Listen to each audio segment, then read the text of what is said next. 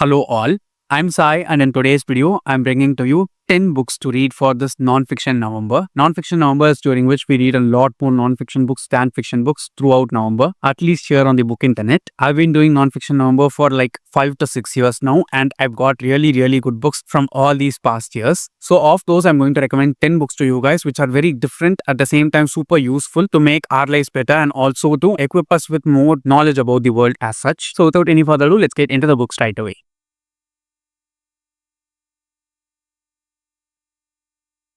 The first book that I'm recommending today in this video is the heaviest of all the books that I'm recommending inside this video, and it'll take quite a bit of time in order to grasp everything from the book, and it is Grit by Angela Duckworth, in which the author talks about the importance of grit, what grit is, and how being gritty can help you become much more successful in life. We see so many powerful and successful people around us in the world, right? And most of us get inspired by the amount of work a person is able to do despite the number of oddities and obstacles that they face in their life. And this book especially talks about that single factor, which is grit alone. If you're gritty enough, the author comes to say that you can do literally anything inside the world. And the people who have achieved things which seem abnormal or incredible to normal people like us just have this one quality which separates them from the crowd, and that quality is grit. The author talks about what grit is and whether grit is something that you're born with or not, or if you have grit already, how you can make it better, or what are all the things that you're doing already which are making your grit even less in scale, how you can measure the grit that you have, how you can nurture it and cultivate it better so that you can achieve all the things that you want to achieve in life, how you can teach grit to children and make sure that they grow up with the confidence and willpower to achieve all the things that they want to achieve in life, and so much more. It might sound like grit seems more like willpower, but it is not. It is something much more measurable, something much more easily cultivatable, and which is very much practical in tone. So if you want to become more successful in life and achieve more by understanding yourself better, you should definitely read Grit by Azra Raza. Next, we have a very short yet super effective book on decision making. And one of the things which most of us struggle with when it comes to life as a whole is making decisions and making the right decisions or making better decisions per se. And this book exactly helps us with that, which is Yes or No by Dr. Spencer Johnson. This book is by the author of Who Moved My Cheese. Who Moved My Cheese is one of the most popular self-help books out there. And the main reason why it is so popular is because it has a very simple approach towards its topic. And it shows us the actual values that the author is trying to deliver to us through a fictional story. It's the same here too. We see our main character kind of person who goes on a hike, and the hiking guide goes forward and instructs the person whom we are following to make better decisions in life. And the core of this book, which you have to always remember, is that life is not about making the perfect decisions, but just trying to make the better decision of the two that you have in hand at any point of time. And by asking two sets of questions to yourself, you can go forward and always make the better decision of the two. The author goes forward and teaches you all of those questions which he's talking about and what kind of answers you have to look forward to in order to choose the better decision for yourself. He also goes forward and shows us that it's not always easy to make the better decision, and that's why people who always seem to be much more decisive and seem to make better decisions in life tend to keep on making them progressively. It's a very simple book. It has a lot to offer. So if you've not read this yet, just go forward and try it. Next, we have a memoir. It's a very short memoir, but it can be super inspiring for anyone across the world. And it is Thanuja by Thanuja Singam, translated to English by Kiran Keshavamurthy. The memoir was originally written by the author in Tamil, which is her mother tongue, and then translated into English. It's available in both the languages. I went forward with the English one because I did not get the Tamil one in hand. And I should say that this English one is just amazing. Okay, I've not read it in the author's own words. I want to at some point in time, but in English itself, it was just amazing. For people who do not know Thanuja Singam, she's a huge personality when it comes to social media, especially in Tamil Nadu. Apart from that, she's also a huge queer activist. She's a trans woman who talks about her journey through life, understanding herself better and helping the people who are just like her right now inside the world. She talks about so many social injustices as well as some things which are related to the queer community alone itself, so that everyone gets aware of it. In this memoir, she talks about her own life story, how her life was from her childhood until she was like 32 years old when she published this memoir. It is just incredibly awesome, okay? Also keep in mind that it's a trans memoir, so it's going to be talking about certain things which us cis people in normal are not at all aware of. What all kinds of stuff trans people have to go through in order to just be the person they are, and how much difficult the society makes it as such is bluntly shown to us here. It is an amazing memoir. I think I even have a dedicated video for this book. If I have dedicated videos for any of the books inside this video, all of them will be linked in the description. Do go forward and check them out. This one is just excellent, and I want to go forward and read the Tamil version of it too, because it's the original language in which the author has written her own life. And if you want to read a memoir of resilience which can inspire you to be the person that you are, you should definitely read Thanuja by Thanuja Singam.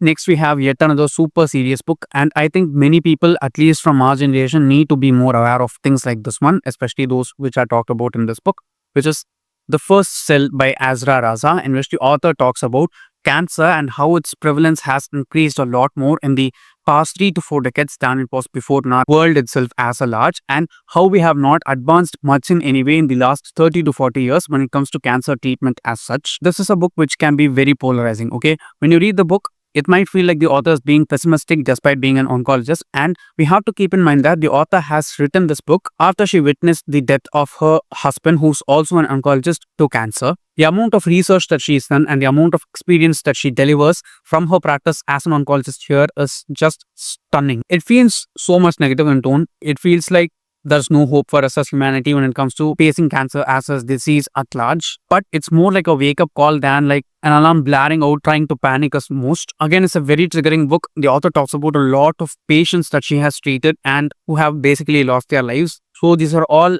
real life incidents that have happened to people that the author has treated, and what all they've been through, how despite struggling so hard, they went forward and just faced death head on. If you've read When Breath Becomes Air by Paul Kalanithi, you know what you're heading towards, yet you go forward and read the book for the truth it delivers. This is one book which is just as similar to that one. So if you're going to read this, just keep in mind that it's not going to be an easy story. You know people are going to die towards the end. You just read it just so you are aware of what are going on inside the world and what any one of us may be up to in life. It sounds pessimistic, but trust me, it's a book which is definitely a wake-up call. Next, we have a self-help book, and this is much more light in tone, much more approachable. Everyone can read it, no matter what their age is, and they can put it into practice to make their own lives better, which is How to Talk to Anyone by Leil Lowndes, in which the author goes forward and shares with us 92 tricks that we can practically follow in order to make ourselves even more approachable to people, attractive to people, and gain opportunities that can escalate our career as well as life rapidly. And all of this just involves us presenting our thoughts and communicating with people in the proper and right way so that we seem even more approachable, we are even more choosable for people, and we just feel like the go-to person when it comes to any important situation or decision when it comes to our careers. It's a really good book, very, very light on its tone, but it's power-packed with all kinds of ideas that the author has researched and put into practice in her years of practice, which is just amazing. Trust me, this is one book which you should read while you're in college, because once you get out of college and try to get into a job, you'll have to try and understand people and navigate your way through life as such. And if I had read this during college, I think it would have been much more easy for me to make my way through my career than it is right now. But still, it's not late. We can read any book at any time and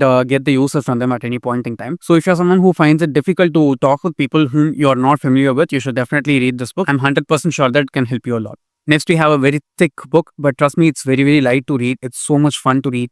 It'll just fill you up with positivity that you'll choke on positivity, okay? Because it's that well written, and it is The Wealth Money Can't Buy by Robin Sharma, which was published by the author last year. It's the latest release from the author, and it is filled with positivity to make you understand that money is not all wealth is about. Wealth is on different levels. It includes health, it includes relationships, it includes your relationship with yourself, it includes peace, love, calmness, wellness, self-care, self-love, the random acts of kindness that you show to people just because you can. It's not like everyone can be randomly kind to strangers, but someone who's able to do that is so much wealthy than someone who's not really able to do that despite having so much money. It's one book which will make you understand that wealth is not just about money, okay? It includes so much more. It has so much more to offer. How much you can offer to the world is just a reflection of how wealthy you are. It's not just about the money you have. The author also does not go forward and belittle money in any way. He makes sure to address that money is very, very much important for life. We all know that, and most of us can say that if we have enough money, most of our problems will be solved away. He makes sure that that is addressed and then goes forward and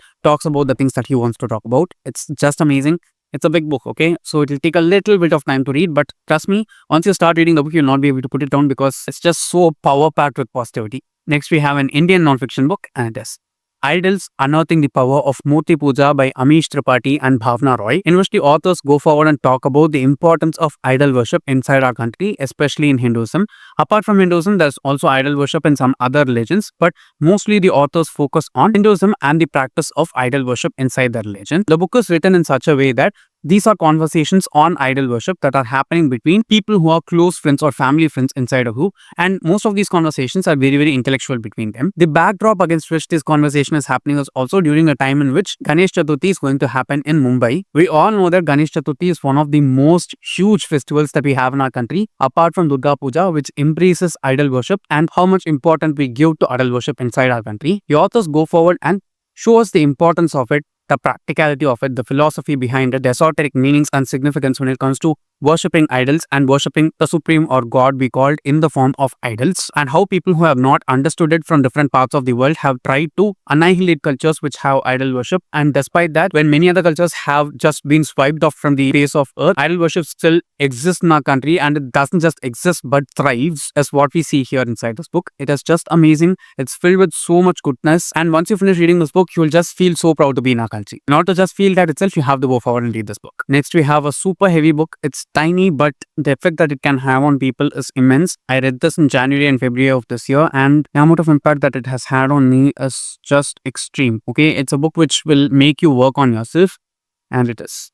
It Didn't Start With You by Mark Wolynn, which is a book that talks about inherited family trauma and how you can relieve yourself from it. Now, many of us have so many problems in life, and sometimes it feels like I don't know why this problem still exists in my life. It doesn't seem like I am doing anything to have it be a part of my life, but still I'm going forward and seeing myself stuck in the same cycles of the same problems over and over again. Just not to make us understand what makes us have that same kind of cycle repeat in our life, make us understand our family trauma better, and to release it properly and end that cycle of inherited family trauma is what we see here. It's a very heavy book. It will take a little bit of time for you to read because it is so content heavy, because the number of tabs I have here, it is just insanely well written. Now, it might be a question for some people that there are people inside the world who don't know whom their biological family is. How can they go forward and excavate the family trauma that they have, and how they can release themselves from that cycle? The author also goes forward and shows us ways through which we can go forward and release the inherited family trauma, even if we are not aware of the patterns or happenings that happened in our ancestors' lives, which we are carrying now in our gene pool. It's a very informative book. It will take a lot of time to read,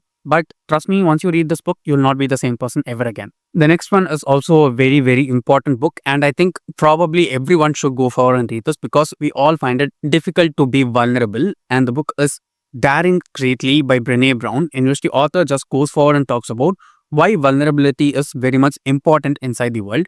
We are all living in this world where masculinity is praised to be the way of life, and it's basically not. Okay, there are so many toxic things when it comes to just following masculinity alone. And sometimes what even happens is, by trying to be the leader that we want to be, by trying to be the person that we want to be, we go forward and suppress all other sides of our personality, which makes us feel so uncomfortable to be vulnerable. And the author also goes forward and says that just because you're aware of the benefits of being vulnerable does not make being vulnerable any easy in that way.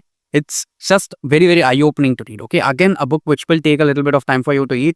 It is very content heavy. Again, the author has done so much research and put in so much work to make this book possible for people out in the world, and I'm so grateful that it exists. I think I took like 3 to 4 months to finish reading this book little by little. I could not take huge chunks of it because it is something which talks about vulnerability, which is not a topic most people in the world are comfortable with. I am one of those people, and despite that, I was able to get so much knowledge from this, and I've tried to become a little bit more vulnerable to people around me in the world. It's not like I've just opened my heart for everyone, okay? But I'm trying to be a little bit more vulnerable than I usually am when it comes to other people in my life. And it makes me understand that the more and more we become vulnerable, and we are vulnerable, we strengthen our own self and become even more confident. Just in order to understand the science behind it and the logic behind it, I think everyone should go forward and read this book. It is text heavy, it'll take a little bit of time, but again, the effect that it can have on you is so much paramount. And at last, I want to recommend to you a very chill book. Okay, this is a book which is kind of a chill pill, but it is very much necessary for all of us across the world. If all the 9 books that I've talked about until now are intense ones which help you make your life better, this one is one book which you need to read in order to just relax yourself. Okay, while you're trying hard, it's also necessary to take care of yourself, love yourself, and care for yourself just like you do for other people. And it is Be a Triangle by Lilly Singh. Now, Lilly Singh's first book, How to Be a Boss, is one of my all-time favorite books. There are so many things from that book which I carry inside my heart and, just follow throughout life. It helps me work hard to become the person I want to be. At the same time, be happy and content with who I am right now. This book more focuses on how you have to take care of yourself, okay, more than anything. You are trying to become the person that you want to be. You're putting yourself through so much hard work, so much hurdles. You keep on hustling, you keep on grinding. But there comes a point in life when if you don't give yourself a break, you'll just crumble from all the stress that you're putting yourself through. It's necessary to take rest. It is necessary to relax. It is okay to relax. It is okay to rest. You need not keep on working 24/7 in order to just prove yourself that you're worth all the work that you're putting into. It's not necessary. You just need to love yourself and give yourself the time to achieve the things that you want. The author has come to that realization after she has gone to a certain level in life, and it necessarily need not be so. Even if you're doing the bare minimum that you can, and still if you're being independent, I think everyone just deserves that kind of me time and self-love, which is a right for every person. If you read this book, you'll just be able to understand that once you start giving it to yourself when you don't have anything itself, it becomes much easier for you to give it to yourself when you have everything that you want. So yes, guys, those are all the 10 non-fiction books which I wanted to recommend to you for non-fiction November this year. If you have read any of these books, please do let me know in the comments your opinions of them and we can discuss further on them. And if you're going to pick any of the specific books that I've talked about in this video, tell me that also down in the comments, because I'd like to know which books you're more interested in and try to recommend more such things to you. And if you did enjoy watching today's video, don't forget to give it a thumbs up and share it with your friends. If you want to get more content from me, do subscribe to the channel. Thanks for watching and have a great rest of your day.